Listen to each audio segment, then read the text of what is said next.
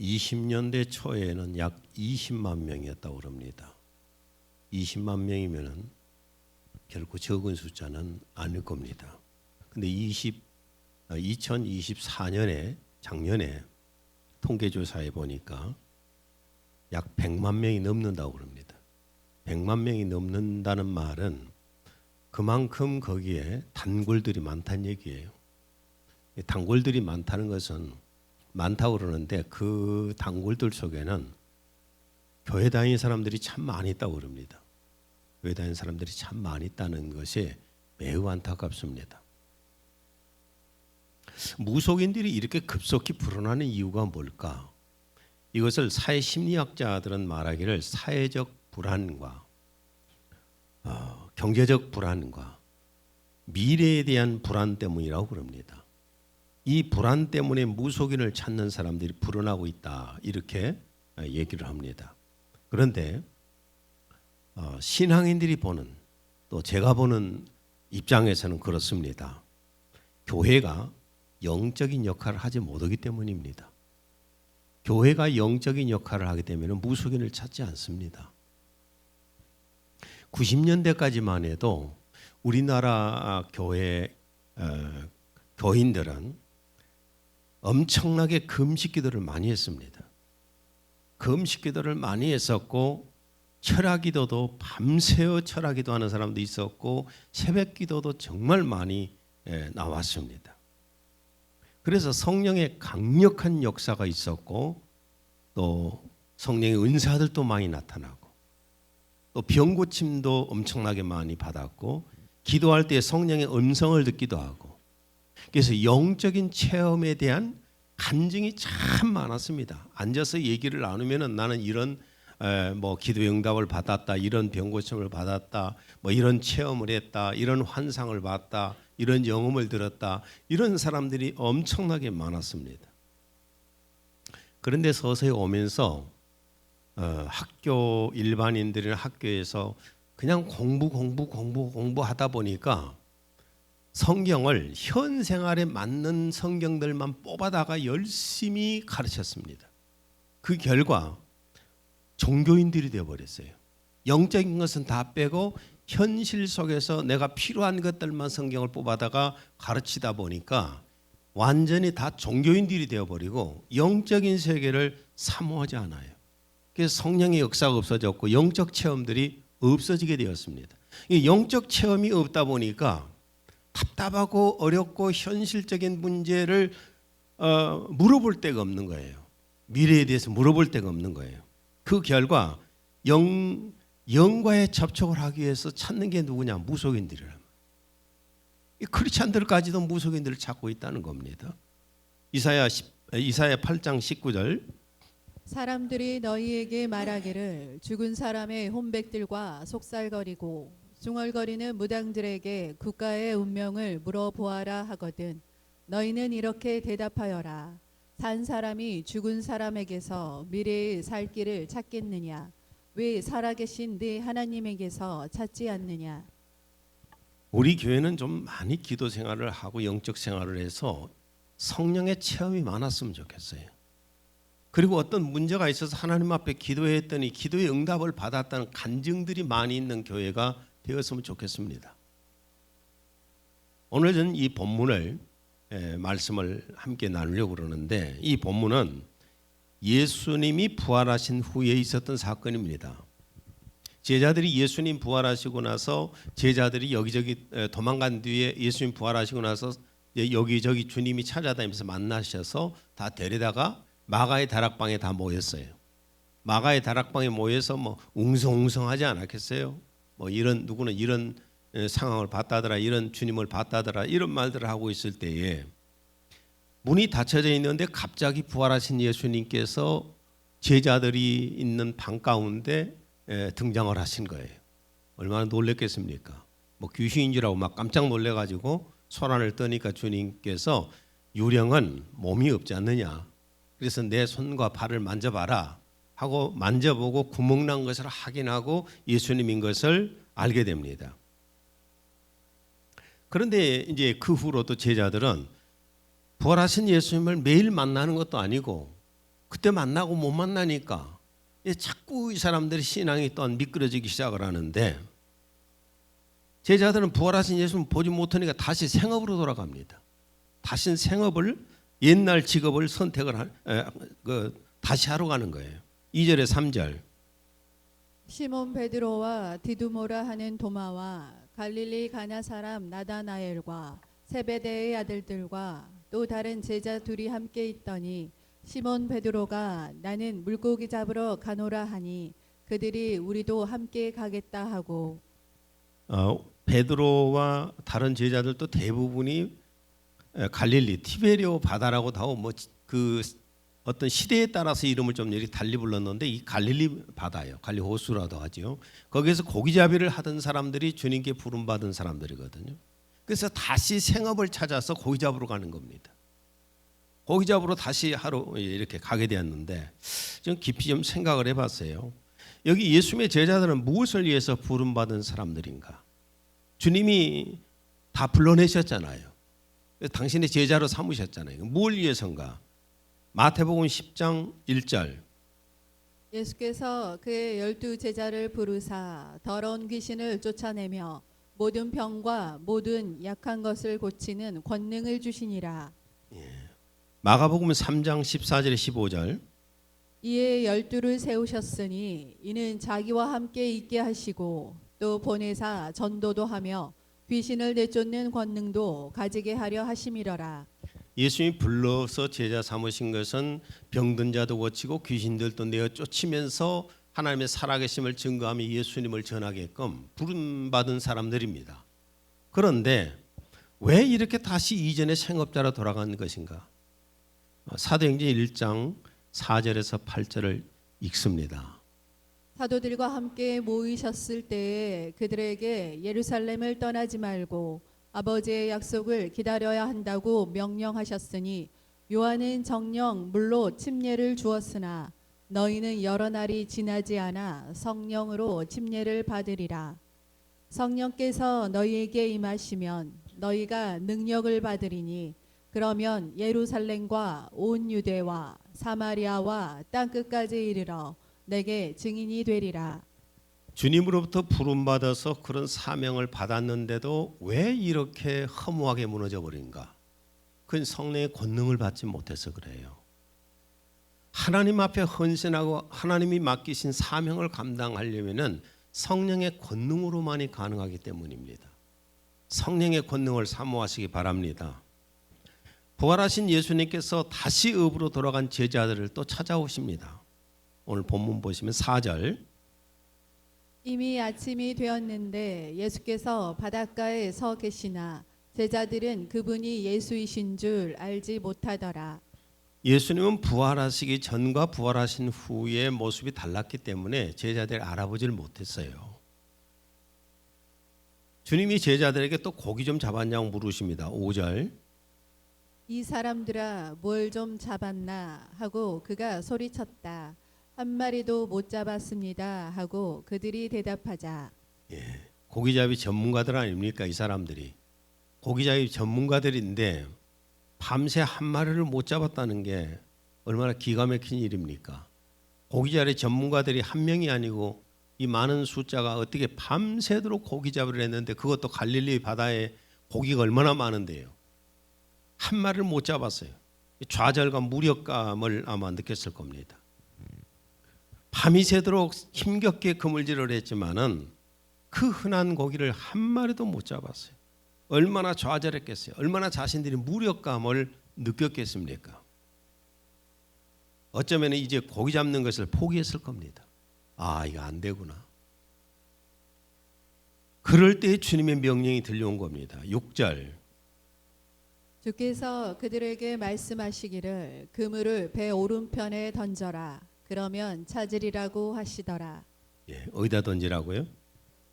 오른편에 던져라. 물론 오른편에 던지라는 말씀에 대해서 의미를 많이 들 수도 있습니다. 주님이 하나님의 보좌 우편에 앉으시니까 오른쪽에 던져라라고 볼 수도 있겠지만은 우선 하여튼 오른편에 던지라고 했는데 이 제자들은 그 주님의 말씀대로 합니다.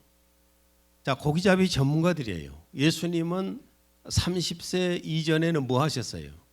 목수일 하셨지요. 목수가 하라는 대로 지금 할 수밖에 없어요. 왜냐하면 무역에 빠졌잖아요. 한 마리를 못 잡았잖아요. 그렇기 때문에 주님의 명령대로 그냥 던집니다. 6절. 그러므로 던졌더니 고기 수가 많아서 그물을 끌어올릴 수가 없더라. 얼마나 고기가 많이 잡혔던지 153마리나 잡혔어요. 11절. 시몬 베드로가 배에 올라가서 그물을 육지로 끌어올리니 큰 고기들로 가득 찼는데 153마리더라. 그렇게 많았으나 그물은 찢어지지 아니하였더라. 몇 마리 잡았어요? 부부가 거기 탁 앉아서 뭘 하십니까? 한 사람은 내려와요. 애기들 보니라고 예배를 안 봐. 153마리인데 이 고기가 무슨 고기인가 한번 사진 한번 봐보세요. 거기 갈릴리 바다에 가서 그 식당에 가서 고기를 먹었는데 저 고기더라고요. 저를 구워서 주는데 내 입맛에 너무 안 맞아. 맛이 없어서 먹다 말아버렸어요. 아 그냥 뭐 우리 한국의 음식은 너무 달라. 하여튼 크기는 저래요. 저런 걸 잡아서 153마리가 잡혔으니 그물이 큰 그물도 아닐 텐데 뭐 가득 채웠지 않겠습니까? 근데 오늘 이 본문 속에서 우리가 한 가지 볼 수 있는 것은 제자들이 물고기 잡이에 실패한 이유하고 성공한 이유를 우리가 봐야 합니다. 그래야 우리의 삶 속의 신앙이 적용될 수 있지 않겠어요? 제자들이 물고기 잡이 실패한 이유가 뭐냐면은 자 다시 한번 마태복음 10장 1절에서 8절. 예수께서 그의 12 제자를 부르사 더러운 귀신을 쫓아내며 모든 병과 모든 약한 것을 고치는 권능을 주시니라. 가면서 전파하여 말하되 천국이 가까이 왔다 하고 병든 자를 고치며 죽은 자를 살리며 나병 환자를 깨끗하게 하며 귀신을 쫓아내되 너희가 거저 받았으니 거저 주라. 제자들의 사명은 예수님 이름을 증거하는 거예요. 귀신 쫓고 병 고치고 뭐 복음 전하고 하는 거 다 예수님 증거하는 거잖아요. 그런데 그것을 그만두고 사명을 그만두고 뭐 하러 갔어요? 옛날 생업으로 돌아간 겁니다. 사명을 잊어버리고 생업자로 돌아간 결과는 어떻게 되었을까? 3절 다시 읽습니다. 그들은 그날 밤 아무것도 잡지 못하더라. 아무것도 잡지를 못했어요. 그것도 베드로하고 제자들이 전문 어부들이 공동 작업을 했는데 한 마리를 못 잡았어요. 어떻게 이 전문가들이 밤새도록 그물질을 했는데 못 잡을 수 있겠어요? 이거 기적입니다. 그럼 고기 한 마리 못 잡았다는 것은 기적이에요. 작살 가지고 내가 들어가도 잡아요. 만재도 있을 때 작살 들고 바다에 고기 잡으러 다니는 사람이에요. 내가 들어가도 잡은다니까요. 그런데 전문가들이 하루 밤새 그물질을 했는데 한 마리를 못 잡았으니 이건 기적 중에 기적 아닙니까? 이 말씀을 깊이 생각해 보면 왜 못 잡았을까요? 왜 못 잡았을 것 같아요? 저를 한번 쳐다보시고요. 말씀은 눈으로 듣는 겁니다. 왜 못 잡았을 것 같아요? 제자들이 그물을 던지는 곳마다 주님이 고기를 다 쫓아버렸어요. 아마 그랬을 확률이 높아요. 그러니까 한 마리도 안 잡히지요. 근데 갑자기 던지라고 하는 곳에 던졌더니 그물이 그냥 뭐 가득 찰 만큼 잡히잖아요. 그러니까 밤새 그물질을 하는데 던질 때마다 주님이 거기 있는 고기는 싹 쫓아버리고 여기 던지면 여기 쫓아버리고 이렇게 해서 고기잡이의 실패를 하게 된 겁니다. 주님께서 주신 사명을 벗어난 삶은 결국은 실패한 인생이 됩니다.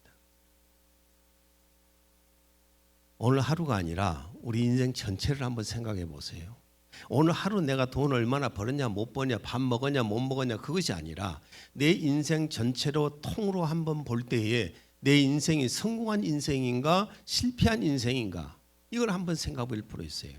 주님의 주신 말씀대로 따라서 하지 못하게 되면 인생이 실패하고 맙니다. 두 번째로 제자들이 물고기 잡이에 성공할 수 있던 비결이 뭔가? 6절. 그물을 배 오른편에 던지라. 그리하면 잡으리라 하시니 이에 던졌더니 물고기가 많아 그물을 들 수 없더라. 성공의 비결이 뭐였어요? 주님 말씀대로 했을 때에 성공할 수가 있었다고 말해요. 누가복음 5장에 보면은 고기잡이에 실패한 베드로에게 주님이 말씀하십니다. 누가복음 5장 4절. 깊은 데로 가서 그물을 내려 고기를 잡으라. 베드로의 대답은 누가복음 5장 5절. 선생님, 우리들이 밤이 새도록 수고하였으되 잡은 것이 없지만은 말씀에 의지하여 내가 그물을 내리리이다. 자기들 기술로 능력으로 상식으로 그물질했는데 한 마리를 못 잡았었는데 주님의 말씀대로 했더니 그 결과는 누가복음 5장 6절에 7절. 그렇게 하니 고기를 잡은 것이 심이 많아 그물이 찢어지는지라. 이에 다른 배에 있는 동무들에게 손짓하여 와서 도와달라 하니 그들이 와서 두 배의 채움에 잠기게 되었더라. 한 번 던졌더니 그물이 찢어질 만큼 잡혔는데 두 배로 만선을 했단 말이에요. 성공의 비결이 뭔가요? 주님의 말씀대로 했기 때문이에요. 여러분, 그런데 주님의 말씀대로 우리가 한다고 열심히들 하는데 쉽지 않습니다. 나는 참 지금까지 이제 목회를 해오고 살아오면서 내 삶은 결국 어떻게 살았는가? 나는 늘 내가 계획을 했어요. 내 인생의 목표도 있고 늘 내가 계획해서 계획한 대로 살려고 노력을 했었습니다.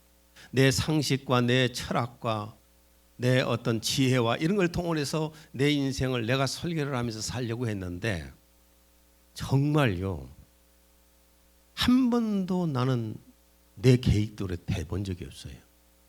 한 번도 내 인생이 내 계획대로 된 적이 없다니까요. 나는 화려한 도시에서 살려고 애를 썼지요. 근데 하나님이 갑자기 강제로 저 절에고도 만제도로 끌고 들어가셨어요. 만제도 들어가서 한 3년 지내다 보니까 만제도가 너무 좋아가지고 여기가 좋사옵니다 했더니 하나님께서도 강제로 도시로 끌고 나오셨어요. 도시에 나와서 보니까 십자가가 하도 많아가지고 교회가 많아서 내가 목회해서는 안 되겠다는 생각이 들어서 목회할 생각을 아예 없었어요. 그래서 나는 소외계층들과 함께하는 특수 사역을 하려고 그냥 그런 데를 끼웃거리고 돌아다녔어요. 나는 목회를 안 하겠다고. 그런데 억지로 강제로 집에서 가족들이 예배드리자고 그래가지고 예배드린 것이 교회가 되어버렸어. 교회가 돼가지고 계속 교회가 이렇게 이어져 오는데 뭐 중간중간 많은 사건들이 있지만은 나는 머릿속에 그래도 나름대로 어떤 계획이 있었냐면 비전이 있었어요. 신개발지로 가서 건축을 해가지고 좀 큰 교회를 이뤄보고 싶은 마음이 있었어요. 그런 비전을 품고 신개발지를 얼마나 많이 돌아다녔는지 몰라요. 뭐 제 아내야 끌려다녔겠지만은 한 데 와서 기도도 하고 아파트가 막 단지가 들어서면 거기 가서 기도도 하고 이 땅도 보고 막 이러면서 하여튼 큰 교회 비전을 품고 다녔단 말이에요. 근데 하나님께서 끌고 오신 게 어디로 끌고 온 줄 아세요? 사직공원으로 끌고 오셨어. 지금은 이렇게 좋지만 옛날에는 완전히 귀신 나오는 곳들 아닙니까?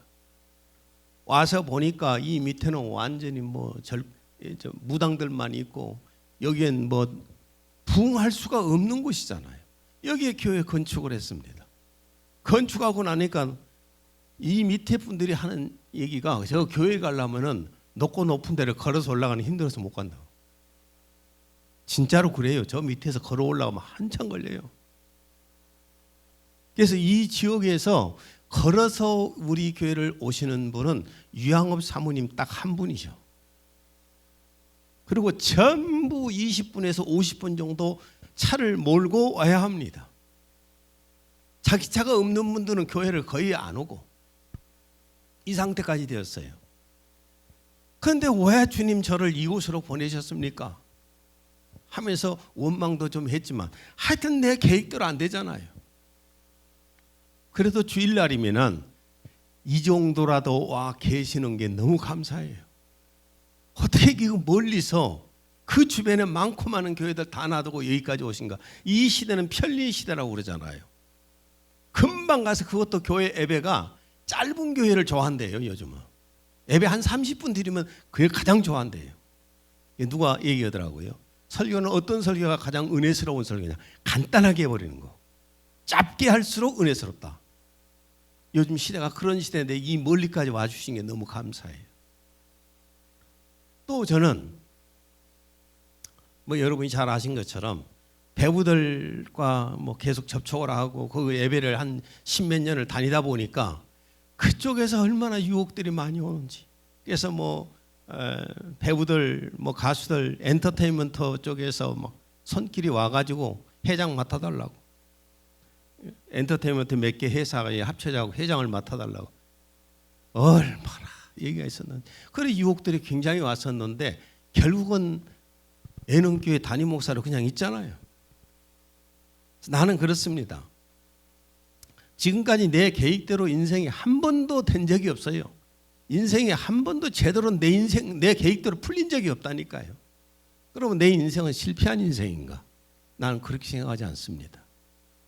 나는 지금도 돌이켜보면은 내 인생이 나름대로 보람되게 생각도 해요. 잘 살았다. 사람들이 나를 손가락질 안 해요. 잘 살았다는 생각이 들어요. 그리고 결국은 주님 앞에 갔을 때에 주님께서 평가를 하시겠지요.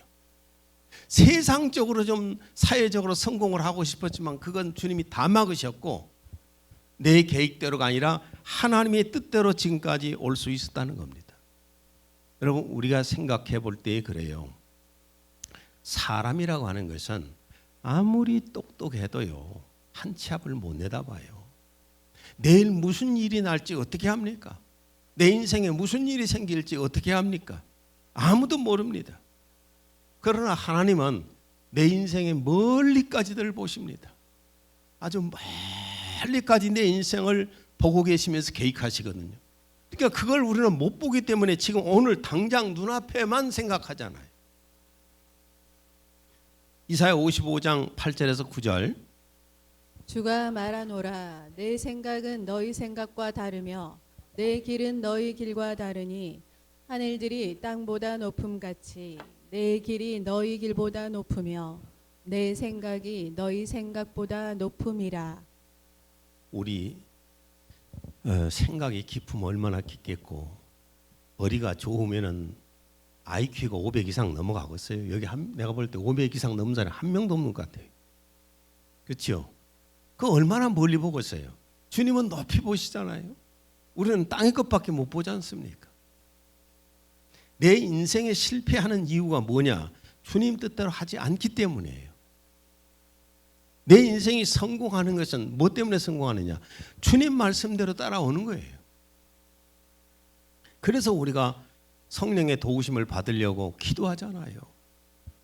고린도전서 2장 10절에 11절. 오직 하나님께서 이것들을 우리에게 그의 영으로 나타내셨으니 이는 성령께서는 모든 것 심지어 하나님의 깊은 것들까지도 통찰하시기 때문이라. 사람의 일을 그 사람 안에 있는 사람의 영이 아니면 누가 알리요? 이와 같이 하나님의 일도 하나님의 영이 아니면 아무도 모르느니라. 제가 지금까지 살아보니까 성령님의 인도를 받아 사는 것은 성공이에요. 근데 성령님의 인도를 받지 못하면 실패하게 됩니다. 내가 당장 보기에는 성공한 채로 보이는데 멀리 못 보잖아요. 그러나 하나님께서는 멀리 보시잖아요. 우리가 주인으로 하나님으로 믿는 예수님이 어떤 분이신가? 육체로 이 땅에 계실 때에도 예수님은 물고기 입에서도 돈을 얻게 하신 분이십니다. 마태복음 17장 24절 27절. 그들이 가퍼나움에 왔을 때에 세금을 거두는 자들이 베드로에게 와서 말하기를 너희 선생은 세금을 내지 아니하느냐고 하니 우리가 그들을 실족게 해서는 아니 되니 바다에 가서 낚시를 던져 올라오는 첫 번째 물고기를 잡으라. 그 입을 열면 동전 1개를 찾으리니 그것을 가져다가 나와 너를 위하여 그들에게 주라. 나라에 세금 바치는데 돈을 어디서 얻어와요? 물고기 입에서 받아오잖아요. 이걸 하신 분이 누구예요? 주님이시잖아요. 들녘에 예수님 따라다니는 수많은 사람들이 뭐 남자 숫자만 해서 5천 명이라고 그랬으니까 여자들 아이들까지 합치면 뭐 10,000명, 15,000명 이렇게 될 텐데 그들이 들녘에 따라다니다 보니까 허기져요. 먹을 것이 없어. 배가 고파요. 그때 가지고 있었던 것이 뭐냐면 어린아이한테 빵 5개와 물고기 2마리밖에 없었어요. 그걸 갖다가 예수님 앞에 드렸습니다. 요한복음 6장 10절 한번 읽습니다. 그곳에 잔디가 많은지라 사람들이 앉으니 수가 5,000명쯤 되더라. 예, 남자 숫자만. 그런데 예수님이 떡 5 갖고 그 물고기 2마리를 가지고 갖다가 예수님께 드리면서 제자가 하는 말이 이것 갖고 뭐 어떻게 하겠습니까? 200데나리온어치 떡을 사도 못 먹을 텐데 200데나리온이면 한 데나리온이 한 사람 하루 일당이에요. 200일에 일당을 가지고 사도 못 먹일 텐데 이것 갖고 어떻게 하겠습니까? 근데 주님이 그 기도하시고 나눠주시잖아요. 그 나눠줬더니만은 그 먹고 다 배불리 먹고 얼마나 남겼어요? 12광주리를 남겼어요. 이게 주님이십니다. 내가 주님으로 섬기고 내가 하나님으로 섬기시는 예수님이셔요. 마태복음 15장에도 보면은 빵 7개와 물고기 2마리를 가지고 남자만 해서 4,000명 이상을 먹이시고 7광주리를 남기신 분이 예수님이셔요. 그런데 이 제자들도 2번이나 이렇게 떡을 얻어먹고도 이런 모습을 보고도 다른 지역으로 가는데 주님하고 같이 가는데 빵 가져오는 것을 잊어버렸어요. 그래가지고 서로 걱정하는 거예요. 야, 빵을 우리 잊어버렸다. 어떡하냐. 고민이 빠져가지고 막 근심 걱정을 해요. 그때 주님이 하신 말씀이 마태복음 16장 8절에 10절. 믿음이 작은 자들아 어찌 떡이 없으므로 서로 논의하느냐. 너희가 아직도 깨닫지 못하느냐. 떡 5개로 5,000명을 먹이고 주운 것이 몇 바구니며 떡 7개로 4,000명을 먹이고 주운 것이 몇 광주리였는지를 기억하지 못하느냐. 주님이 하시는 말씀이에요. 야, 떡 안 가져온 것 때문에 왜 고민하냐. 떡 5개와 물고기 2마리를 가지고 남자만 5,000명 이상, 떡 7개와 물고기 2마리를 가지고 남자만 해서 4,000명 이상을 먹이고 12광주리 남기고 7광주를 남긴 건 너 기억하지 않느냐. 너희가 떡 나눠줬는데 그런데 떡 없는 것 때문에 고민하고 있냐. 답답하니까 주님이 하시는 말씀이에요. 어쩌면 이게 우리 모습 같아요. 이 말씀을 준비하면서 어쩌면 내 모습 같다. 내 모습 같다는 생각이 들어요. 그렇게 주님이 계속해서 공급해 주시고 또 공급해 주시고 필요하면 보내주시고 하시는데도 당장 없으면 고민해요. 어저께까지 주님이 해오신 것들을 다 믿어요. 그리고 내일부터 해 주실 것도 믿어요. 근데 오늘은 안 믿어. 이게 답답한 게 우리의 모습이에요. 어제까지도 주님의 은혜로 살았고 주님의 공급해 주시면 살았습니다. 내일부터도 주님이 그렇게 해 주시라고 믿습니다. 근데 오늘은 내가 당장 해야 되겠습니다. 없으니까. 이게 어쩌면 우리의 모습인 것 같아요. 내가 믿는 주님을 믿어보시기 바랍니다. 예수님의 육체가 안 보이면은 우리는 멀리 계신다고 안 보인다고 생각합니다. 근데 주님이 뭘 하시냐면은 첫째는 예수님은 하나님 아버지 우편에서 우리를 위해 중보기도도 하고 계십니다. 로마서 8장 34절. 누가 정죄하리요 죽으실 뿐 아니라 다시 살아나신 이는 그리스도 예수시니 그는 하나님 우편에 계신 자요 우리를 위하여 간구하시는 자신이라. 지금도 기도하고 계십니다. 요한 1서 2장 1절 2절. 나의 어린 자녀들아 내가 이런 것들을 너희에게 쓰는 것은 너희로 죄를 짓지 않게 하려는 것이라.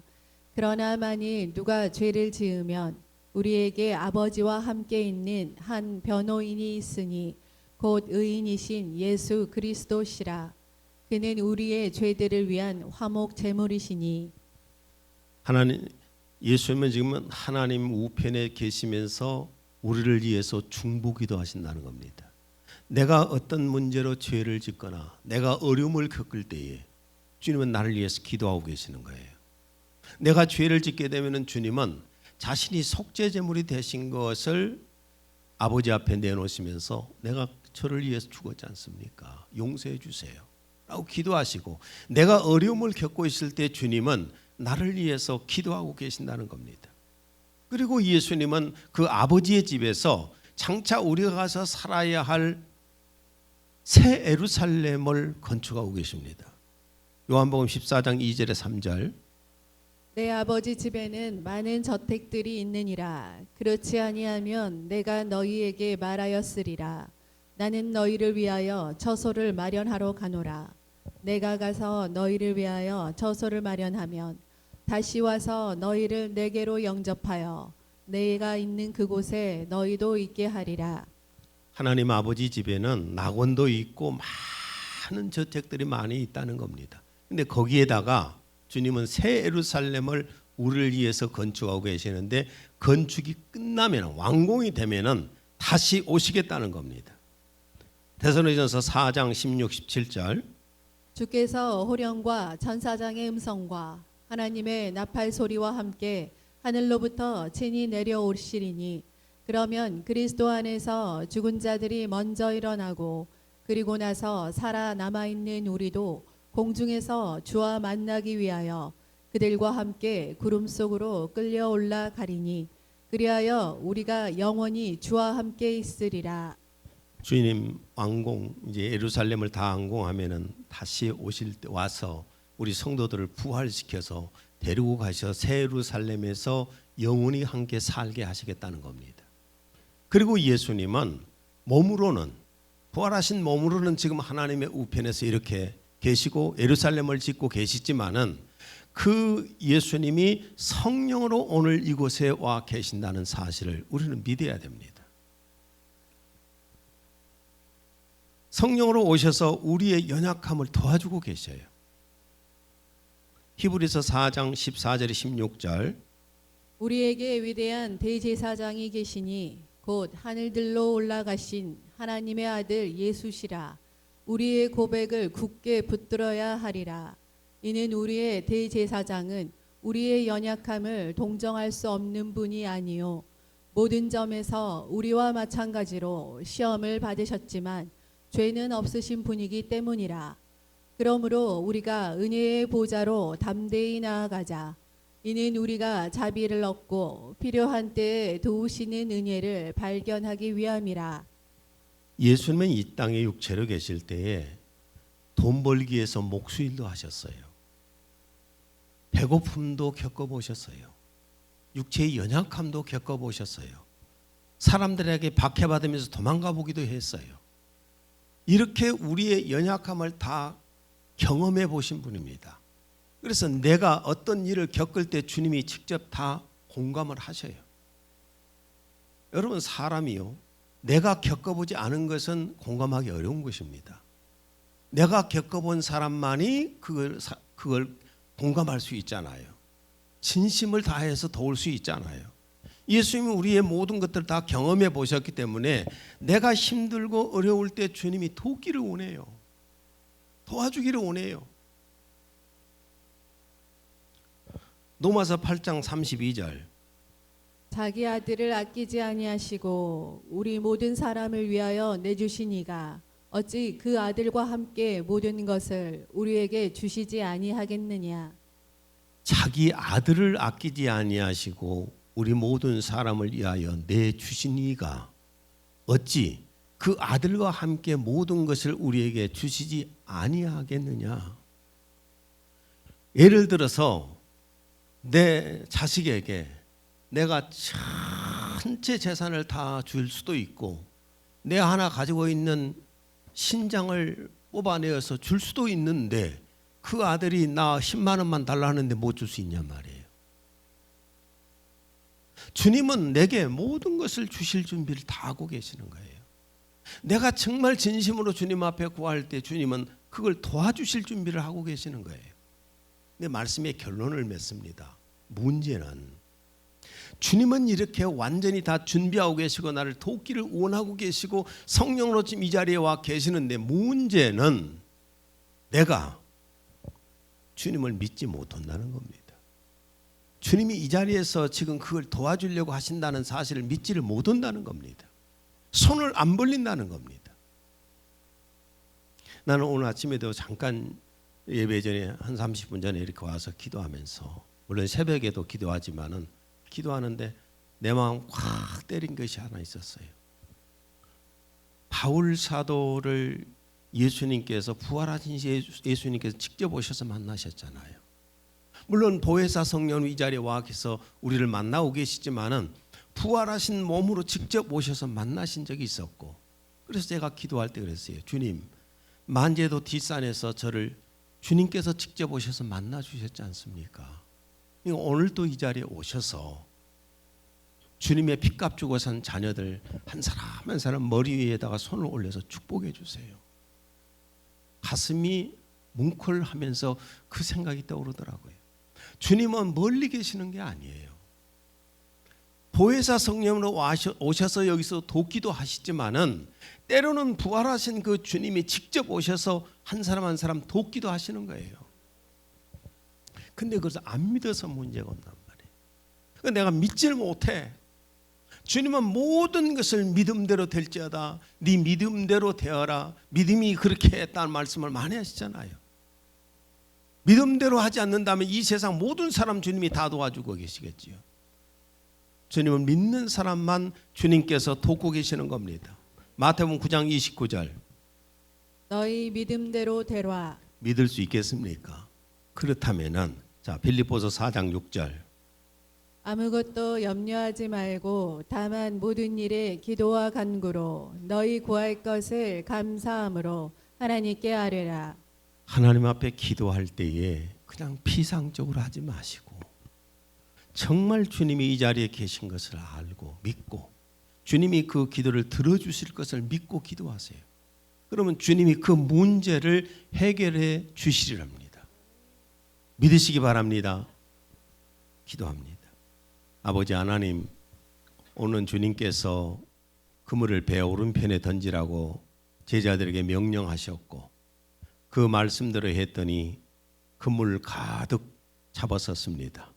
오늘 우리 인생도 마찬가지로 주님 말씀을 따르지 않고 내 이성과 내 상식과 내 지혜와 경험이 더 우선이라고 생각해서 늘 주님의 말씀을 따르지 않습니다.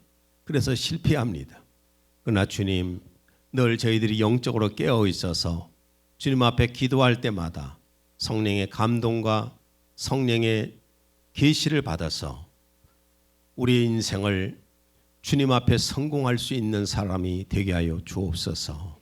예수님 이름으로 기도했습니다. 아멘.